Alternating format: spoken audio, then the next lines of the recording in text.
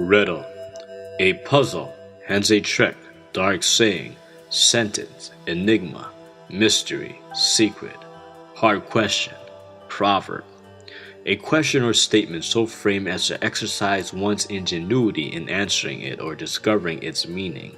Conundrum. Someone or something that is difficult to understand or explain. A riddle is a statement or question or phrase having a double or veiled meaning put forth as a puzzle to be solved.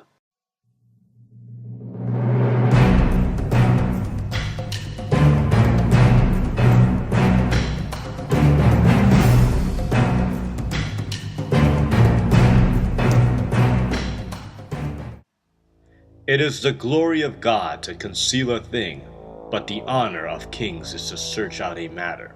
You see, he emerged Mithraism, which sacrificed a bull for the cleansing of the universe in a cave, which is a symbol of redemption. You see, when you emerge Apollos and Mithraism, you get sunlight and you get a sacrifice that's under a cave. That is exactly what happened with Jesus Christ. You see, Constantine did a counterfeit of Samson's riddle. You see, Jesus died at Skull Hill, and underneath where he died was the Ark of the Covenant, which was under a cave 20 feet under. So when there was an earthquake, when the soldier pierced him, his blood fell and dropped on the mercy seat. Wow, isn't that so interesting? Wow.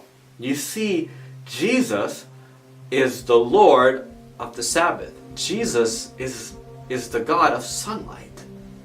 That's why Constantine emerged Apollos and Mithraism, so he can set up a counterfeit Sabbath.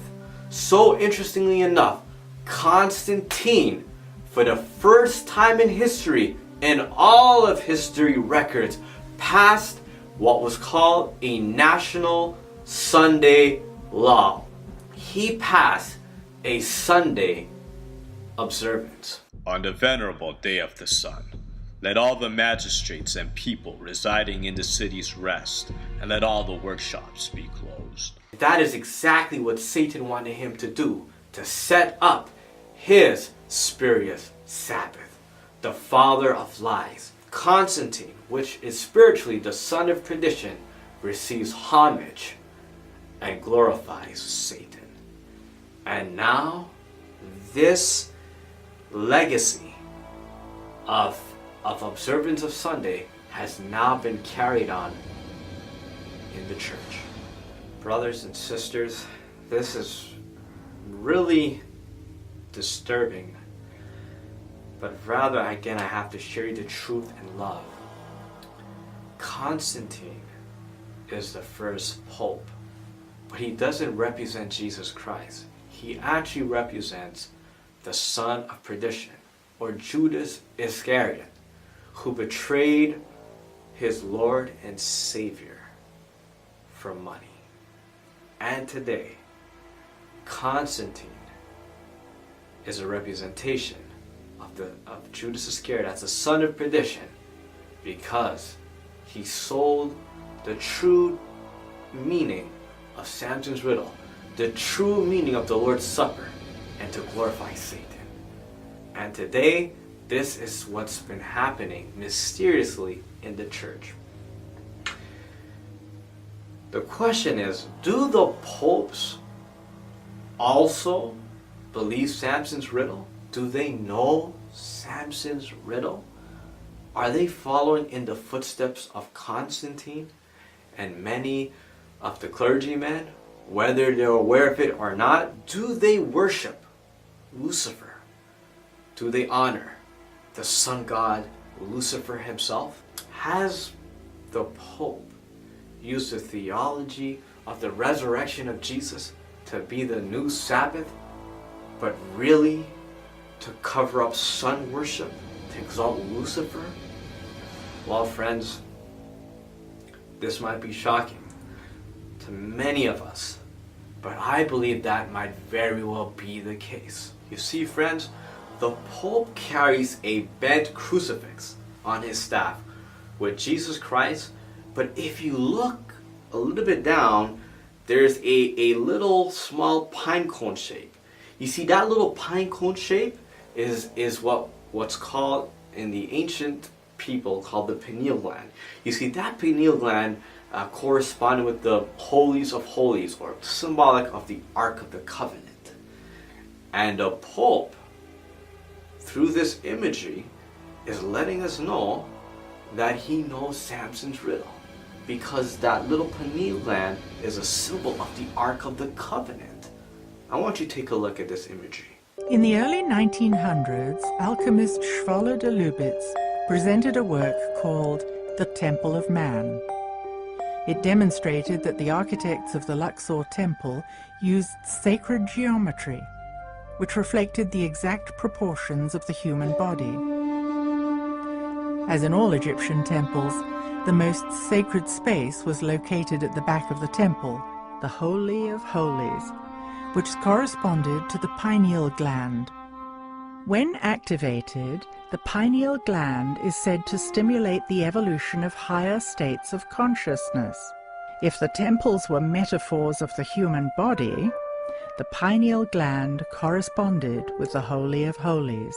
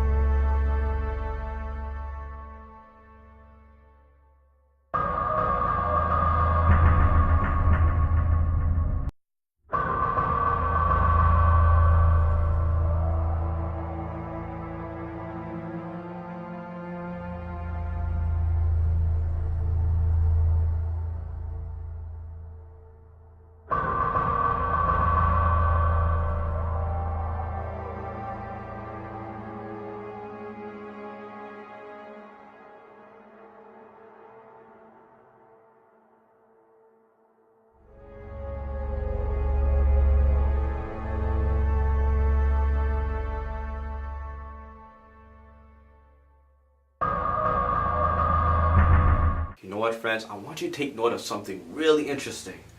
This is really, really, really interesting. The Pope wears a mitre that looks like a fish. They say it represents that Jesus made the disciples fishers of men. However, there was an ancient pagan religion, as you've heard, the Philistines. And the Philistines had a high priest. And that high priest wear what's called a fish mitre, which was a symbol of his service to Dagon, his god. And he was the representative of Dagon. And Dagon is a representative of Satan, or the dragon. Isn't that interesting? Wow! Anyways, it seems that the Pope is wearing this fish mitre because he himself represents his God is not Jesus, but the dragon, Satan himself. Wow. You know, friends, when you combine this scenario, the Pope wearing Dagon's mitre as a representative of the high priest of Dagon, the dragon, and also the high priest of Dagon was called Your Holiness. You know, it reminds me of the vision of Samuel. When the Ark of the Covenant was taken away, the Philistines brought it into the house of Dagon. But Dagon's head was cut off, and his hands were cut off, and he bowed before the Ark. It's almost, which is humiliating. It seems like Satan wants revenge, and he felt humiliated that his image, Dagon, had to bow before the God of Israel. So he told the Pope the riddle, Samson's riddle, so he can make war in the last days upon those who stand up for Jesus and exalt the presence of God that dwelt between the two cherubims here on earth, that once dwelt on earth and in heaven. This is a spiritual revenge. This is why the Pope wears Dagon's mitre. Is he sympathizing with Lucifer? Take a look at the Pope's imagery.